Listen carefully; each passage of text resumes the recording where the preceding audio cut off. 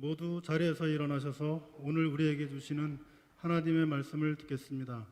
오늘 우리에게 주시는 하나님의 말씀은 로마서 12장 1절로 2절 말씀입니다. 그러므로 형제들아, 내가 하나님의 모든 자비하심으로 너희를 권하노니 너희 몸을 하나님이 기뻐하시는 거룩한 산 제물로 드리라. 이는 너희가 드릴 영적 예배니라. 너희는 이 세대를 본받지 말고 오직 마음을 새롭게 함으로 변화를 받아 하나님의 선하시고 기뻐하시고 온전하신 뜻이 무엇인지 분별하도록 하라. 오늘 우리에게 주시는 하나님의 말씀입니다. 하나님의 은혜가 여러분에게 함께 하시기를 축복합니다. 하나님은 하늘의 하나님, 땅의 하나님이시고 만유의 주가 되시기 때문에 시편 기자의 고백을 들어보면 하늘에 올라가도 거기 하나님이 계시고 땅에 들어가도 땅에도 계시고 저 바다 끝에 가서 자리를 필지라도 하나님은 거기 계신다고 했습니다. 여러분이 계신 자리 정자하시고 바르게 하나님을 경배하는 마음으로 말씀을 펴시고 찬송하고 예배드리는 그 자리에 오늘 하나님이 임재하셔서 여러분이 드리는 예배를 하나님 받으시고 하늘문을 넓게 여시고 여러분에게 복 주시는 은혜가 있기를 축복합니다. 하나님의 사람들은 세상을 살아가면서 이 세상에 그 누구보다 엄청난 특권을 누리고 살아가는 것입니다. 그게 뭐냐고 하면 하나님이 주시는 믿음의 은혜인 것입니다. 그래서 바울 사도는 이 질그릇의 보배를 가졌으니 라고 고린도 후서 5장 4장 8절에 고백을 하면서 이 보배를 질그릇에 가지고 있는 하나님의 백성들은 사방으로 우겨쌈을 당해도 쌓이지 아니하고 답답한 일을 당하여도 낙심치 아니하고 그리고 박해를 받아도 버림받지 아니하며 거꾸러뜨림을 당해도 망하지 아니한다고 했습니다. 지금 우리는 코로나19라는 이 감염병 그리고 태풍, 장마 이런 일도 인해서 오는 불경기 또 여러 가지 정말 말할 수 없는 답답함 이런 것들이 우리에게 태산같이 밀려오고 있지만 우리 하나님께서 주시는 이 믿음은 넉넉하게 이것들을 이겨내고도 남는 그러한 능력이 있는 줄로 믿으시기를 바랍니다. 그래서 너희가 세상에서 환난을 당하나 담대하라. 내가 세상을 이겼다. 주님 말씀하셨습니다. 이기신 주님이 우리 안에서 우리에게 함께 하시고 용기 주시고 힘 주시면 우리가 어떠한 환난과 시험 속에서도 넉넉하게 이겨내게 될 줄로 믿습니다. 이렇게 비대면으로 예배를 드린 지가 벌써 이게 한 달여 시간이 되니까 우리가 대면 예배 드렸던 시간이 아득하기만 한 것 같고 정말 성도 여러분들 보고 싶습니다. 또 우리가 어수선하게 아까 우리 장로님 기도하신 대로 다 같이 성전에 모여서 얼싸안고 춤을 추며 하나님께 영광을 돌리고 그런 시간이 얼마나 간절한지 알 수가 없습니다. 하나님도 우리의 이런 마음을 아시리라고 믿습니다. 그리고 우리가 간절히 기도하면 이 땅에 구름 거치듯이 코로나19라고 하는 이 감염병이 물러가고 비 온 후에 햇살이 쨍하고 비치는 것처럼 하나님의 은혜의 빛이 우리 모두에게 임할 날이 곧 다가오게 될 줄로 믿습니다. 아무리 지금 힘들고 어렵더라도 여러분 이겨내십시오. 또 우리가 이길 수 있는 힘이 없더라도 성령님이 함께 하시면 넉넉히 이길 수 있는 능력을 우리에게 부여해 주실 줄로 믿습니다. 그러므로 이 시간 예배를 드리는 자리에서도 오직 여호와를 앙망하면서 하나님의 도우심을 간구하고 성령 충만을 기대하면서 우리가 예배를 드리게 되면 사랑의 하나님께서 성령으로 우리에게 다가오셔서 우리를 흔들리지 않고 견고하게 붙잡아 주시고 이런 환난과 시험에서도 넉넉히 이겨내도록 역사해 주실 줄로 믿습니다. 9월 9일 날 수요일 국민일보 신문을 보니까 지난 1월부터 6월까지 한국 여성의 자살이 1924건이라고 발표를 했습니다. 지난해보다 7.1%가 증가했다는 것입니다. 코로나19 1차 확산 직후인 3월과 4월에는 각각 17.3%, 17.9%로 늘어났고 지난 6월에는 13.6%로 증가했다고 했습니다. 국민일보에 따르면 코로나19가 전국적 상황으로 가정에 미치는 영향이 그게 엄청나게 크다 보니까 여성들이 정말 그 스트레스가 쌓여지고 그로 인해서 이렇게 자꾸 자살 그 퍼센티지가 늘어나고 있다, 그렇게 추정하고 있습니다.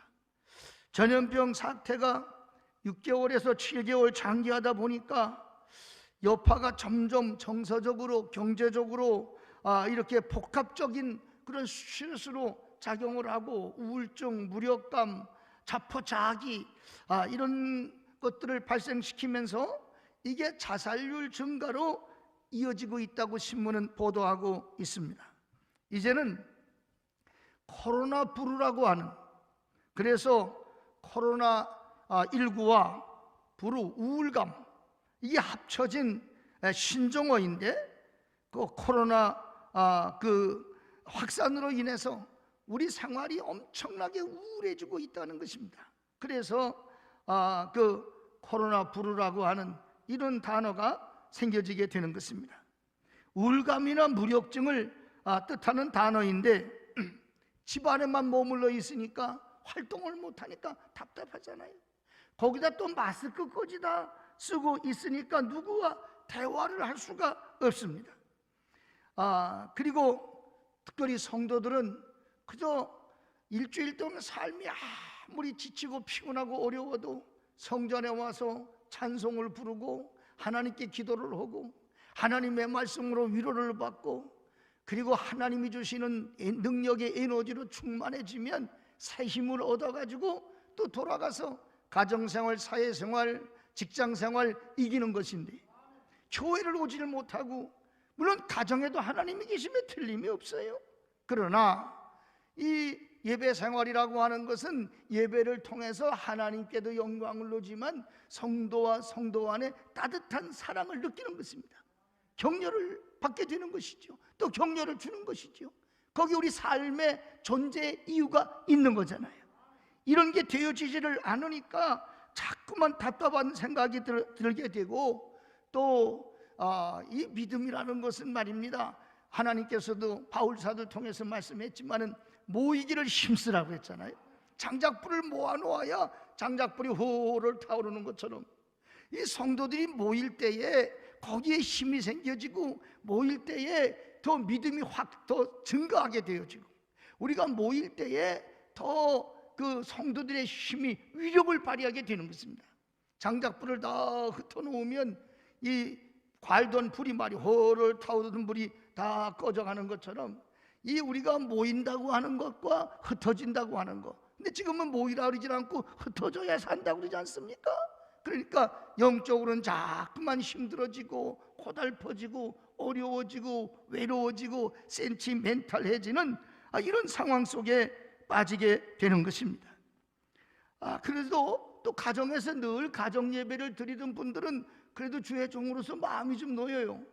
근데 가정 예배를 안 드리던 분들은 정말 지금 어떤 자세로 예배를 드리고 있을까? 그래서 할 수 있으면 동영상으로 예배를 보시면서 여러분이 그 자리에서 핸드폰을 가지고요, 아멘, 아멘 하면서 아멘이라도 사인을 보내보시길 바랍니다. 또 가정에서도 그 TV를 보고 있지 마시고 예배를 드리셔야 됩니다. 그렇기 때문에 우리가 화상으로 설교를 듣지만은 화상을 바라보면서 아멘, 아멘 한번 연습해 보세요. 아멘, 아멘 이렇게 자꾸 하나님께 영광을 돌리면서 이 아멘은 그렇게 되길 바랍니다. 사모합니다. 저도 그렇습니다. 간구합니다. 그런 뜻이 담겨 있지 않습니까? 여러분 가정에 있으시면서 마스크를 쓰고 예배를 드리시더라도 표현하셔야 됩니다. 그리고 아멘을 힘차게 하시길 바랍니다. 여러분의 가정을 짓누르고 있던 어둠의 권세가 아멘 소리와 찬송 소리와 기도 소리에 썩 물러가게 되시기를 축복합니다. 그래서 하나님의 믿는 사람들은 영성이 충만해져야 되는데, 제가 오늘 제목을 이 시대에 필요한 영성이라 그렇게 제목을 정해보았습니다. 여러분 로마서 본문 말씀은 16장으로 구성되어져 있습니다. 1장부터 11장까지는 주로 신학적인 문제를 다루고 있습니다. 그래서 믿음으로 의롭게 되는 내용에 대한 이야기입니다. 그리고 12장부터 마지막 장까지는 믿음으로 의로워진 하나님의 백성, 믿음으로 의로워진 하나님의 사람들은 과연 어떻게 살아야 되느냐, 삶의 실질적인 문제를 다루고 있는 것입니다. 저는 오늘 이 로마서를 통해서 우리 코로나 시대, 비대면의 시대, 이 답답한 수출의 시대, 자꾸 많은 사람들이 절망과 좌절 속에 자살하고 싶어하는 이런 시대 속에서 하나님의 사람은 어떻게 영성관리를 해야 되는가, 이런 측면의 말씀을 드릴 때 여러분의 영으로 충만한 시간이 되시기를 바라고, 또 여러분들의 믿음이 향상되는 놀라운 은혜가 있어지시기를 주의 이름으로 축원을 드리겠습니다. 그리스도인은 처음에 예수를 믿고 들어와서 온 일을 원입인이라고 하고, 이분들이 한 1년간 다니면서 하나님의 진리의 말씀을 배우고 나면 입교를 하고 세례를 받습니다. 세례하고 입교를 받지요. 그리고 집사님이 되고 권사님이 되고 혹은 또 교회를 섬기는 기둥 같은 장로님들이 되기도 하는 것입니다. 그런데 이렇게 성도, 집사, 권사, 장로 이렇게 그 직분이 올라간다고 그래서 가만히 있는데도 집사를 받으면 집사 믿음이 되고 권사 받으면 권사 믿음이 되고 자동 승진해서 믿음이 상승되는 것은 아니라고 하는 것입니다. 적어도 우리가 근육 운동을 자꾸 하면 팔 근육이 생기고 다른 박질을 하면 다리 근육이 생기는 것처럼 말이에요. 하나님이 주시는 우리의 영성도 가만히 있어 되는 것이 아니라 하나님의 영을 사모하고 하나님의 말씀을 듣고 찬송하고 기도하면서 영적 운동을 통해서 영역도 향상되고 진보하는 줄로 믿으시기를 바랍니다. 그래서 신앙생활은 우리가 교회에 출석하는 게 참 중요합니다. 그러나 그보다 중요한 건 오늘 주시는 하나님 말씀으로 받아서 그 말씀대로 내가 실천하며 살아가는 거, 그게 예배입니다. 삶의 예배입니다. 이걸 통해서 하나님의 임재를 경험하고, 하나님이 지금 나와 함께 하신다고 하면 사방으로 우겨쌈을 당해도 쌓이지 아니하고 거꾸로 뛰림을 당해도 망하지 않은 오뚜기처럼 벌떡벌떡 일어나는 능력의 사람이 되는 줄로 믿으시기를 바랍니다. 특별히 오늘 본문 말씀 2절에서 말씀을 하고 있는데, 그렇기 때문에 하나님을 믿는 사람과 믿지 않는 사람은 다 구별이 되게 되어 있어요. 성도라고 하는 말은 구별됐다는 말입니다. 주님은 우리에게 그렇게 또 구별되게 살아야 하나님의 자녀라고 줄기차게 성별되게 살기를 원하고 계신 것입니다. 바로 구별된 삶이란 뭐냐? 베드로전서 1장 16절에 보면은 하나님께서 내가 거룩하니 너희도 거룩하라, 그렇게 말씀을 하셨어요.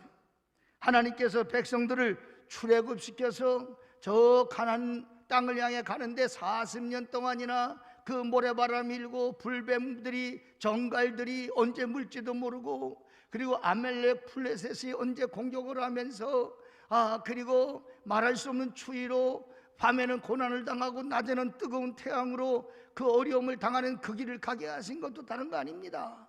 하나님의 자녀답게 사는 훈련을 시키는 것입니다. 구별되게 살아가는 방법이 무엇인지를 가르쳐 주신 줄로 우리는 기억하는 것입니다. 오늘 본문 말씀에 우리에게 거듭 말씀하시는 게 무엇입니까? 너희는 이 세상에 살지만은 세상을 본받지 말라, 그렇게 말씀하고 있는 것입니다.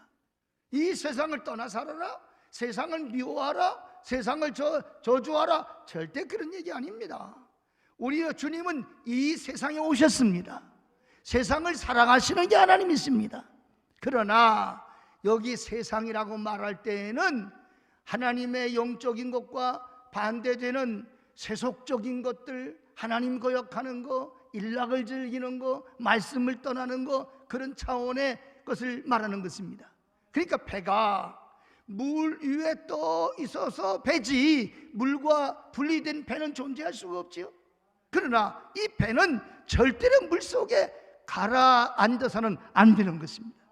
우리가 이 세상을 살면서 세상의 빛이어야지, 세상의 소금이어야지, 여기 우리가 혼합이 되어져 버리고 세속 속에 묻혀버려서는 절대 안 된다고 하는 말씀입니다. 그래서 너희는 세상을 본받지 마라, 이렇게 말씀하시는 것입니다. 주님은 늘 우리에게 너희가 누구인가를 질문하고 계신 것입니다. 물론 우리는 모두 구원받은 사람들입니다. 그런 우리에게 또 묻습니다. 구원받은 사람은 어떻게 살아야 하는가? 하나님은 순간마다 물으시는 것입니다. 그러나 우리는 분명히 대답해야 됩니다. 우리는 이 세상의 등불이로 살아야 됩니다. 우리는 이 세상의 빛으로 살아야 됩니다. 바로 그렇게 살아갈 수 있는 힘, 그게 영성입니다. 그러면 어떤 영성을 가지고 우리가 살아야 되겠습니까? 첫째는 세대를 본받지 않는 영성이 우리에게 필요한 것입니다. 본문 1절에 보면 너희 몸을 하나님이 기뻐하시는 거룩한 산 제물로 드려라. 할렐루야. 네, 여기서 몸이라고 하는 것은 단순히 살과 뼈로 이루어진 육체만을 말하는 것이 아니라 전 인격을 말하는 것입니다. 하나님이 인격적인 분이잖아요. 그래서 우리를 인격적으로 창조했어요. 그러니까 우리가 살과 뼈만 말하는 것이 아니라 우리 삶 전체, 생각과 마음과 우리 모든 것들이 세속화되어서는 안 된다는 것입니다. 바울은 일상의 구체적인 삶 전체를 하나님이 기뻐하시도록 살아라, 쉽게 그런 말씀이고 있습니다. 그렇게 사는 것이 영적 예배다 라고 말씀을 하는 것입니다. 그 왜 그렇게 살아야 됩니까? 너는 구별된 너희 몸이 성전인 것과 너희 안에 성령님 거하시는 건 너 모르느냐? 지금 성령님은 여러분 안에 계신 줄로 믿습니다. 그것을 의식하지 못하는 사람이 두려움에 떠는 거예요. 그리고 의식하지 못하는 사람은 불안해지는 거예요. 지금 하나님이 나하고 함께하는 것을 내가 체감, 몸으로 느끼고 마음으로 느끼고, 내가 하나님께서 나와 지금 함께하는 것을 내가 온전히 체험하고 있다고 하면 산에 가든 들에 가든 강에 가든 그 어디에 있더라도 우리는 혼자가 아니라 임마누엘 하나님이 함께하는 것입니다. 야곱이가 저 바다나람 외삼촌 라반의 집을 향해 가다가 그 베델에서 하나님이 임재를 경험하잖아요. 아하, 여기가 하늘문이로구나. 그렇습니다. 궁궐이나 초막이나 주님 모시면 거기가 하늘나라라고 고백을 하게 되는 것입니다. 사랑하는 여러분, 세상 사람들이 다 힘들어 못 살겠다, 어렵다, 괴롭다, 살맛이 안 난다, 답답하다, 옳습니다. 오죽하면 그렇게 표현하겠습니까? 그러나 우리는 그런 언어를 따라가면 안 된다는 거예요. 인정하지요. 얼마나 답답해요, 힘들어요. 그럼에도 불구하고 우리는 어떻게 얘기해야 되냐고 하면, 그러나 하나님은 더 좋은 계획이 있으시니까 솔직히 말씀드려서 우리가 그 예배의 소중함으로 얼마나 절감합니까? 성도와 만나서 서로 허거하고 터치하고 찬양하고 커피숍에 앉아 우리 두런두런 이야기하고 속회로 모여지고 행복했지요? 네, 행복했습니다. 감사했습니다. 즐거웠습니다. 기뻤습니다. 그러나 우리는 하나님 앞에 그런 일상 때문에 하나님 감사합니다, 고맙습니다, 이런 기도 많이 못 해보잖아요. 꼭 병들고 나야 고쳐주신 거 감사합니다. 도둑 맞고 나야 그동안에 도둑 안 맞고 산 거 감사합니다. 우리 그러지 않습니까? 그렇기 때문에 우리가 이 또한 지나가는 것입니다.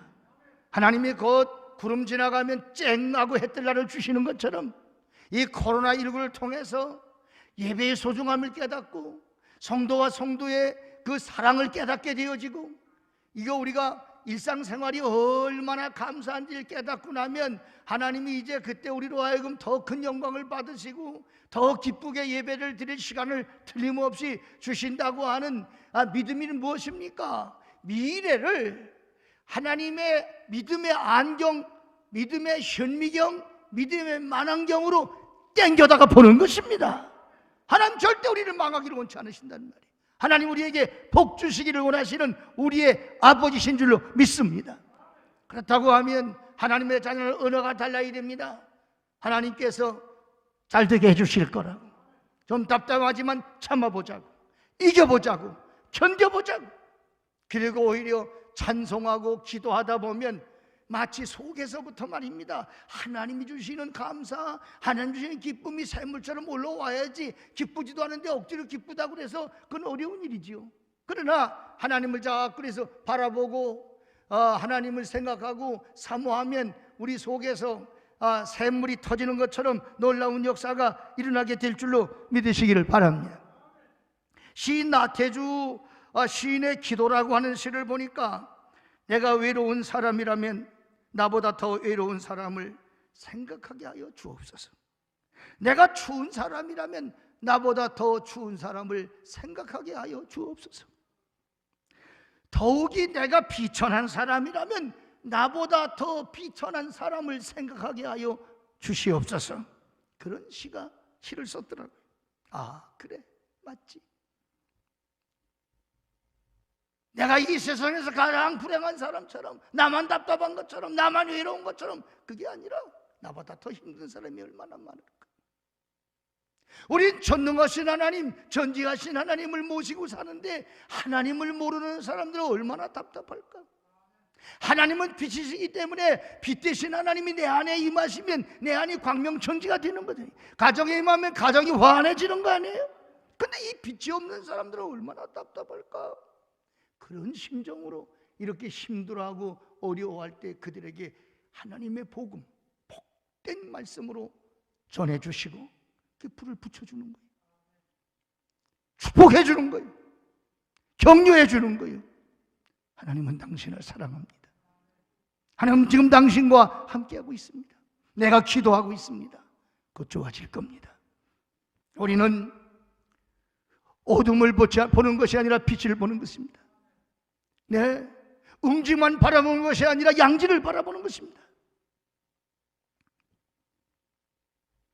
코로나19 때문에 집 바깥에 나가지 못하는 우울한 사람을 보면서 우리가 그들과 함께 한숨을 쉬고, 우리 다 같이 어려운 가운데 있지만 유라굴로 광풍 속에 있었던 바울 사도가 똑같은 그 배에 타고 있으면서 여러분이 안심하라고 말이요.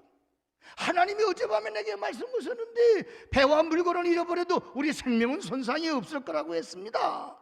이거 우리들의 고백이어야 됩니다. 코로나 태풍 속에 또 우리가 이 불경기의 이 태풍, 긴 장마의 태풍 속에 두려움에 벌벌 떨고 있는 사람에게 여러분은 안심하시오. 하나님은 이 민족을 사랑하십니다. 하나님 우리를 사랑하십니다. 그래서 독생자를 주셨습니다. 여러분, 이 세대의 언어, 이 세대의 생활 풍습을 본받지 않고 하나님이 원하시는 삶으로 빛의 자녀로 살아가는 저와 여러분이 될 수 있으시기를 주의 이름으로 축원을 드리겠습니다. 이런 세대를 본받지 않은 영성은 어디서 옵니까? 하나님을 만나서 예배의 성공자가 되고 예배의 승리자가 될 때에 우리 안에 성령이 충만하게 되고 우리 안에 밝아졌을 때에 내가 등불의 사명, 내가 소금의 사명을 넉넉하게 감당하는 줄로 믿습니다. 가정에서 예배를 드리더라도 가정에서 예배를 드리는 어려움이 있지만 이렇게라도 이런 영상이 없었으면 어떻게 예배 드릴 뻔했나요? 이렇게 지금 핸드폰이 주어져 있고 텔레비전이 되어져 있어서 예배를 드린 게 감사하지 않습니까? 식구들이 둘러앉아 우리 하나님께 감사하자, 정성껏 예배를 드리자, 이렇게 해야지. 그 예배를 구경하면서 여기 들어갔다 저기 들어갔다 하면서 이 목사님 설교도 들어보고 저 목사님 설교도 들어보면서 왔다 갔다 하다가 시간 보내는 그런 예배가 되어서는 안 될 것입니다. 어느 교회의 목사님이 설교하다 보니까 당신 그 아버지가 자꾸 졸고 있으시더랬잖아요, 목사님 아버님이. 그래서 목사님 아들한테 얘기했대요. 너 얘야 할아버지 옆에 앉았다 졸면 자꾸 이렇게 찔러드려라, 깨워드려라. 그러면 아빠가 예배 끝나고 $1 줄게. 그랬는데 뭐 예배 시간 되니까 아주 작실하게 해서 할아버지는 못 주무시게 하더라는 거 아니에요? 그래서 예배 끝나고 $1 줬는데 그 다음 주일 되니까 그 할아버지가 끄덕끄덕 졸고 있는데도 그 목사님 아들이 가만히 찌르질 않고 있더라는 거 아니에요. 끝난 다음에 얘야, 너 왜 할아버지 오늘 안 깨워드렸냐? 가만히 있다가 왜 그래 말해봐. 아빠가 1달러 준다 그랬잖아. 할아버지가 나한테 안 깨우면 2달러 준다 그랬어요. 여러분, 예배 시간에 좋은다는 거, 예배 시간에 소홀히 한다는 건 이건 참으로 하나님 앞에 해서는 안 될 일입니다. 어디에 있든지 신령과 진정으로 예배를 드려서 세상을 넉넉히 이기는 에너지를 하나님께로부터 공급받는 저와 여러분 되시기를 축복합니다. 두 번째는 마음을 새롭게 함으로 변화를 받는 영성이 필요합니다. 본문 2절 말씀에 오직 마음을 새롭게 함으로 변화를 받아 라고 말씀을 했습니다. 변화의 시작은 마음을 새롭게 하는 것입니다. 그리스도 안에 있으면 새로워진다고 그러지 않습니까? 어제의 내가 아닙니다. 이 시간도 지나가는 것입니다. 과거에 매여 있으면 안 되는 것입니다. 어떤 일이 있을 때 현실만 보고 낭망하고 절망하는 사람들이 있습니다. 그러나 마음을 바꾸고 생각을 바꾸면 새 길이 열리는 것입니다. 여러분은 어떻습니까? 저도 언제 대면이 돌아올까? 대면만 그리워하면서 과거에 매여 있었는데 이거 안 되겠구나. 그래서 교회학교 교사님들과 카톡방을 만들고 기관장님과도 카톡방을 만들고 그리고 우리 장로님과도 카톡방을 만들었습니다. 그래서 카톡으로 다 인사를 하고 안부를 묻고 그리고 또 부탁하고 싶은 말씀을 부탁하고 인원이 많은 그래도 우리 기관장님들한테는 영상 메시지를 간단하게 해가지고 몇 가지 부탁의 말씀도 드리고 건강도 조심하고 그리고 아침 저녁으로 시간을 정해서 하나님 말씀을 읽고 기도하면서 영성을 쌓으셔야 됩니다. 흔들리면 안 됩니다. 그리고 기관원들에게 전화하시고 격려하시고 용기를 주시고 하나님이 우리를 관심 가지시는 것처럼 끊임없이 관심을 가져주세요. 그래 우리 교회가 인천 대은교회 그러면 뜨거운 교회라고 소문나지 않았습니까? 이 동네에서 다 알기를 인천 대은교회 뜨거운 교회, 성령 충만한 교회, 우리 그런 교회였는데 자꾸 떨어져 있으면 식어지지 않습니까? 마치 큰 나무가 잔뿌리를 많이 뻗치고 있어야 태풍이 불어도 끄떡하지 않는 것처럼 하부 이 뿌리가 튼튼해야 되는 것처럼 말입니다. 성도와 성도 간의 결속이 되어지고 어려울수록 서로 의지하고 관심을 갖고 그래야 멋진 바람이 불어도 탄탄하게 서서 움직이지 않는 능력 있는 교회가 되는 것입니다. 그 말씀을 제가 카톡으로 해서 영상을 간단하게 찍어서 하나 보내드렸더니 그냥 댓글이 쭉 달리면서 오히려 이렇게 감독회장님과 이렇게 교제를 하니까 너무 좋네요. 그리고 또 문자를 넣어주고 또 문자가 띵동하고 들어올 때마다 이분이 다 문자를 했네. 또 답장을 주고 그러면 소통을 하게 되니까 그래서 내가 이렇게 기관원들과도 가지십시오. 또 우리 장로님들께도 제가 늘 부탁드리는 게 전화 거셔서 우리 남선교 회장이나 기관장님들한테 용기를 좀 주세요. 장로님이 전화 한 통이면 자다가 벌떡 힘이 생길 수 있습니다. 그렇습니다. 우리는요 좌절하고 과거에 매여서 언제 얼굴 만나나 그럴 게 아니라 말입니다. 우리가 군대가 있으면 말입니다. 이 가족 식구들하고 떨어져 있고 사랑하는 애인과 떨어져 있지만 얼굴 못 만난다고 군대 생활 안 하면 어떻게 하겠습니까? 나라 누가 지키겠습니까? 그러나 그때는 전부 피언지를 했잖아요. 피언지. 어떤 사람 최대한 피언지가 한 고루박부가 될 만큼 그러면서 나이가 많이 먹어가도 그 피언지를 소중하게 간직해요. 왜? 그 편지 속에 뜨거운 사랑의 이야기와 언어들이 담겨 있기 때문에 그런 것입니다. 코로나19의 이 상황 속에서 성도와 성도 간의 교제를 하면서 자꾸 마음을 변화시키면서 앞을 보면서 나아가고 진보하고 전진하는 우리 사랑하는 가족 여러분이 되시기를 축복합니다. 제가 언젠가도 한번 말씀을 드린 것 같은데 여러분 저 1991년도에 일본 그 북부지방 거기 큰 태풍이 왔다는 거 아니에요? 올해도 지금 우리나라 태풍이 불어 과일들이 다 떨어지고 농가들이 다 낙심과 절망 속에 있습니다. 근데 그때 아오모리라고 하는 그 동네 현이지요. 거기 태풍이 지나가서 정말 사과의 90%가 다 못 쓰게 됐다는 거 아니에요. 농민들이 슬픔과 좌절 속에 잠겨 있을 때 한 청년이 아이디어를 짜냈습니다. 우리에게는 아직까지 10%의 사과가 남았습니다. 이순신 장군이 종옥에게는 12척이 있습니다 라고 했던 것처럼 말이에요. 그래서 이 사과를 수확을 해서 동경지역의 수험생들에게 팝시다. 이 사과가 어떤 사과입니까? 모진 태풍 속에서도 떨어지지 않는 사과입니다. 대학교 입시를 준비하고 있는 학생들에게 이 사과는 합격 사과입니다. 네, 비바람 몰아쳐도 떨어지지 않는 사과, 합격 사과. 그렇게 해서 이걸 팔았더니 평상시에 보다 그 10%가 말입니다. 90% 망가진 걸 다 복구할 만큼 큰 소득을 얻었다는 이야기 아니겠습니까? 위기 속에서 우리는 어떤 마음을 갖냐는 것이 중요합니다. 무엇을 생각하냐고 하는 것에 따라 앞으로 우리의 미래는 달라질 것입니다. 마음을 새롭게 고치고 생각을 새롭게 바꿔야만 합니다. 예수 믿는 우리도 믿음 안에서 새로운 마음으로 내가 변하는 것이 먼저인 줄로 아시기를 바랍니다. 우린 자꾸 누가 변해야 될 텐데, 우리 교회는 누가 변해야 될 텐데, 우리 가정엔, 우리 회사에 누구만 바뀌면 될 텐데. 아닙니다. 한번 따라하세요. 나만 바뀌면 됩니다. 이렇게 네가 문제다.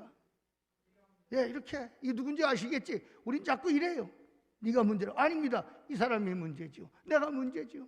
예, 저는 요즘에도 계속해서 우리 감리교단이 여러 가지로 참 어려움을 겪고 있으면서 감리교 책임 맡은 제가 죄인입니다. 하나님, 제가 덕이 없어 이렇습니다. 절 용서해 주시옵소서. 항상 먼저 회개의 기도로 출발을 하게 되는 것입니다. 여러분, 생각이 바뀌면 행동이 바뀌죠. 행동이 바뀌면 습관이 바뀌어요.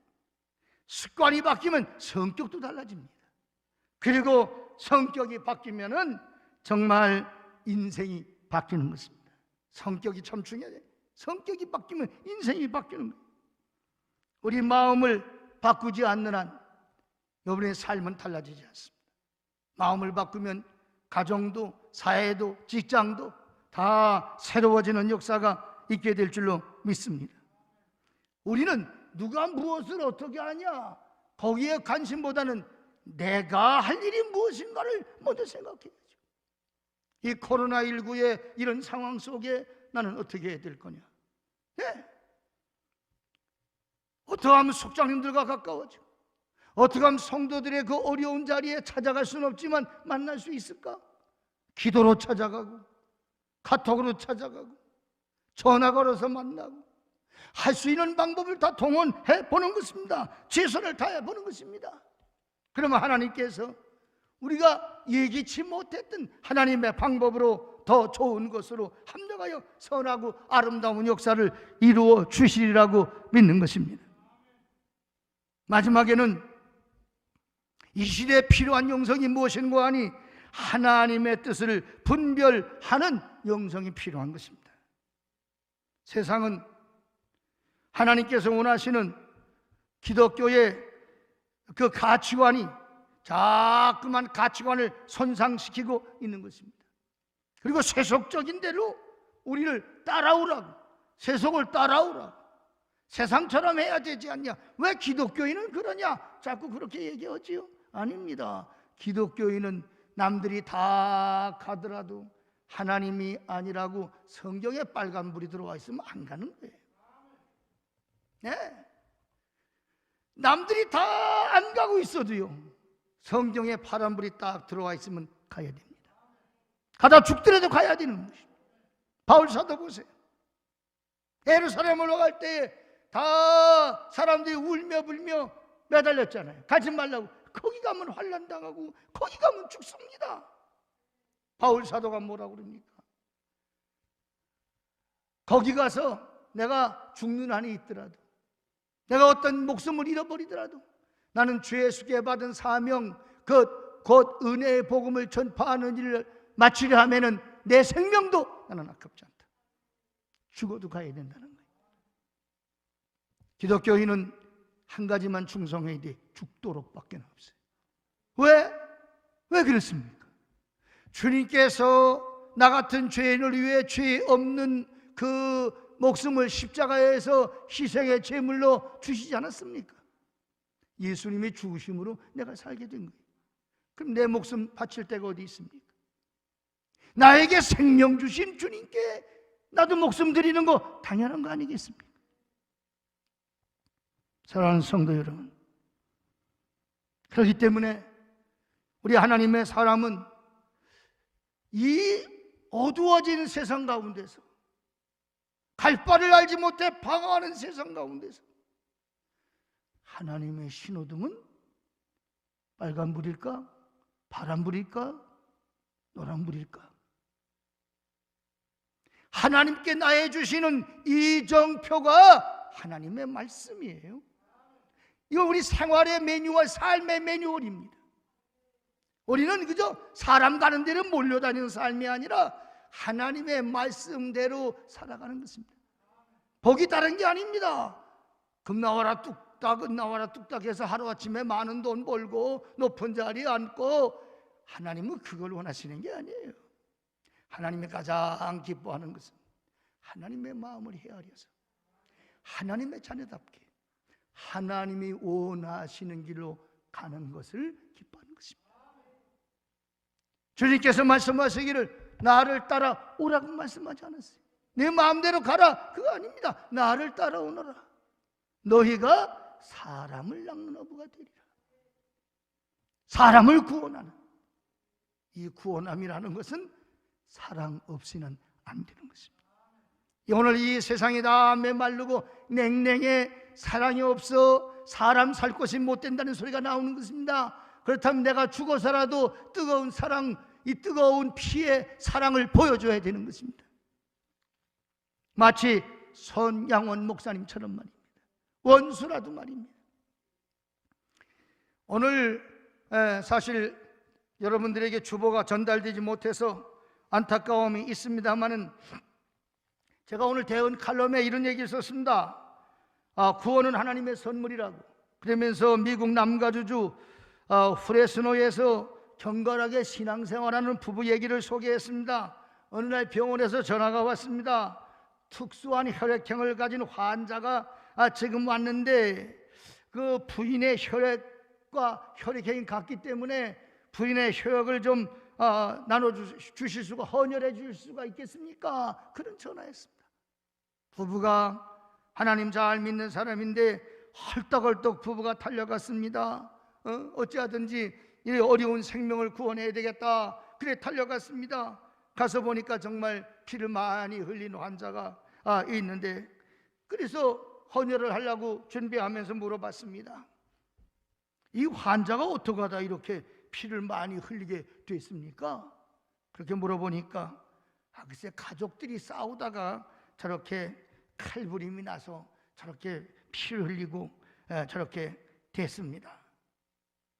아니, 가족끼리 싸우다가 저렇게 칼부림이 나고 피를 흘려? 그래, 내 피를 쌈박질이나 하는 저 사람한테 이 피를 줘야 되나? 가족끼리 칼질을 하는 사람한테 피를 줘야 되나? 순간 마음속에 그냥 집으로 가야지. 쌈박질이나 하는 사람한테 내 아내의 피를 줄 수가 없어. 그래서 여보, 집으로 갑시다, 그런 말이 여기까지 나오는데 죄송합니다, 문득 성령님의 음성이 들려왔어요. 얘야, 여보시오, 예수님께서 십자가에서 피를 흘려 죽으셔서 너를 구원했는데 너는 구원받을 자격이 있어서 예수님이 피 흘려 죽으신 줄 아느냐? 너는 자격이 있어서 예수님 피 흘려 죽은 줄 아느냐? 그런 하나님의 음성이 들려왔다는 것입니다. 마음을 돌이켜서, 그렇지, 죄밖에 없는 나를 살려주셨는데, 주님이 죄인을 위해서 죽으셨는데 주님 너도 그렇게 살아라, 그렇게 하시지 않았던가? 그래서 헌혈을 했다고 하는 것입니다. 그렇습니다. 하나님의 뜻이 무엇인 줄 알고 우리는 이 세상을 살아가면서 순간순간 찰나찰나 결단하셔야 됩니다. 해야 되는지 말아야 되는지, 가야 되는지 안 가야 되는지 하나님 마음을 헤아려야죠. 말 한마디 할 때에도 내가 이렇게 말하면 하나님이 좋으실까? 이걸 생각해. 그냥 자기 성질 나는 대로 자기 기분 따라 확 그냥 말을 해버린단 말이에요. 그 말 한마디에 그냥 엄청난 상처를 받고 절망과 좌절 속에 아픔을 안고 나뒹구는 사람이 얼마나 많습니까? 무심코 던진 돌멩이가 연못에 노는 개구리는 생사가 달렸다는 거 아니겠습니까? 우리는 말 한마디 할 때도 하나님 보시면 흐뭇하게 미소를 지을 수 있는 말씀을 하셔야죠. 네, 우리의 일거수일투족은 하나님의 사인에 의해서, 하나님의 감동과 감화에 의해서, 하나님의 말씀에 의해서 움직여져야 될 줄로 믿습니다. 그게 성도의 삶인 것입니다. 이 시대의 영성입니다. 가정도 내 자녀 내 아내입니까? 아닙니다. 내 자녀 내 아내 내 마음대로 돼야 되는데 자녀들이 내 마음대로 됩니까? 하나님의 자녀, 하나님의 사람입니다. 그렇기 때문에 가정에서도 식구들에게 상처를 주는 말이나 이런 말 우리 함부로 하면 안 되는 것입니다. 교회는 더욱더 그렇습니다. 교회는 하나님의 집 아닙니까? 하나님의 자녀들이 모이는 자리 아닙니까? 그냥 내 목소리를 키우고 여기서 무슨 기득권을 가져야 되는 것처럼, 여러분, 교회는 그런 데가 아닙니다. 교회는 높은 사람도 없고 낮은 사람도 없습니다. 하나님의 자녀들만 있는 데입니다. 그리고 하나님 아버지가 가장으로 계신 데가 교회입니다. 그렇다면 하나님 아버지 앞에서 얼굴을 붉히면서 형제의 가슴에 못을 박는 말을 할 수 있습니까? 교회에서는, 아니, 우리의 삶이 예배라고 그러지 않았습니까? 지금 우리가 동영상으로 예배를 드리면서 하나님은 어디다 계시다는 거 인정하면서 예배를 드리잖아요. 그럼 여러분의 삶의 자리에도 하나님이 계신 거 아니에요? 내가 어디에 있든지 하나님이 어떻게 생각하실까? 그래서 오늘 밤 바울은 세 가지를 말하는데, 하나님 보시기에 바른가, 온전한가, 그 다음에 두 번째는 하나님이 기뻐하시는 일인가? 네, 하나님 기뻐하시고, 세 번째는 모든 사람에게 유익한 일인가? 그걸 분별해서 하라는 거 아니겠습니까? 그래서 오늘 로마서 12장 1절에 그러므로 형제들아 내가 모든 자비하심으로 너희를 권하노니 너희 몸을 하나님이 기뻐하시는, 네, 거룩한 산제물로 드리라. 너희들의 영적 예배니라. 분별의 기준은 다른 거 없습니다. 하나님 보시기에 온전하냐 이 말이에요, 일이. 그리고 하나님을 기쁘시게 할 수 있는 일인가, 그리고 이것은 다른 사람에게 유익한 일인가를 생각하고 결정을 해야 된다는 것입니다. 마태복음 5장 16절에 너희 착한 행실을 보고 하늘에 계신 너희 아버지께 영광을 돌리게 하라, 그렇게 말씀을 하셨습니다. 오늘 이 코로나 상황으로 모두가 한숨을 쉬고 모두가 절망하고 불평하고 어려움을 고백하고 있음에 틀림이 없어. 우리도 그런 말이 나오죠. 그러나 하나님의 뜻이 무엇일까? 하나님이 원하시는 언어가 무엇일까? 생각하시면서 이 시대에 하나님 주시는 능력으로 여러분 빛과 소금의 사명을 잘 감당하는 하나님의 자녀가 되시기를 주의 이름으로 축원을 드리겠습니다. 하나님 고맙습니다. 감사합니다. 오늘 이렇게 코로나19라는 감염병으로 비대면 예배를 드리고 말씀을 전합니다. 하나님 영광 받아 주시고 이 시대에 필요한 영성을 쌓으며 그렇게 살아가게 하여 주시옵소서. 예수 그리스도의 이름으로 기도하옵나이다. 아멘.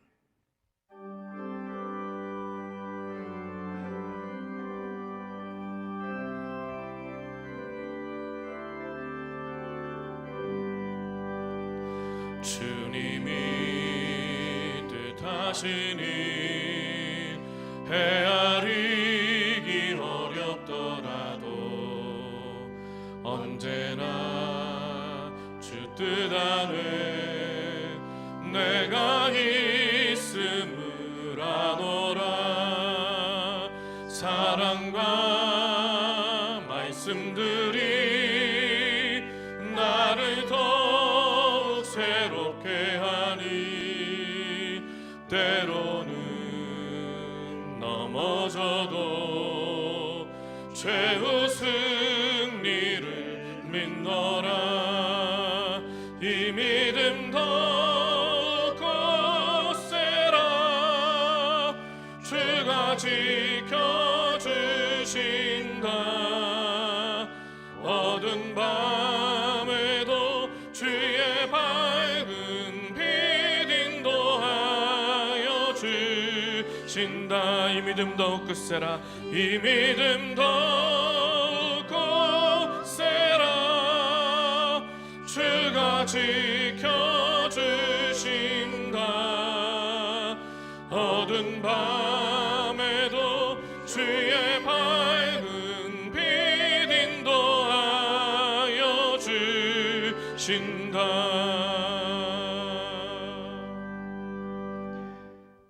그리스도의 군사들이여 성령의 도우심으로 선교와 봉사를 위해 세계를 향하여 나아갈지어다. 주여 우리와 동행하여 주시옵소서. 이제는 십자가에서 죄 많은 우리를 위해 죄 없는 몸으로 죽으셔서 우리를 죄에서 구속하시고 부활하셔서 영원히 살게 하신 우리 주님 예수 그리스도의 은혜와 언제나 한량없는 사랑으로 함께 하시는 하나님의 극진하신 사랑하심과 오늘 이 시대에 세대를 본받지 말고 빛되어 소금되어 이 세상을 복음화시키라고 역사하시는 성령님의 충만하심이 오늘 이 어려운 상황 속에서도 좌절하지 않고 복음 들고 나가는 성도들 머리 위에 가정 위에 이 대한민국 역사와 전 세계 위에 영원히 함께 하시옵기를 간절히 축원하옵나이다. 아멘.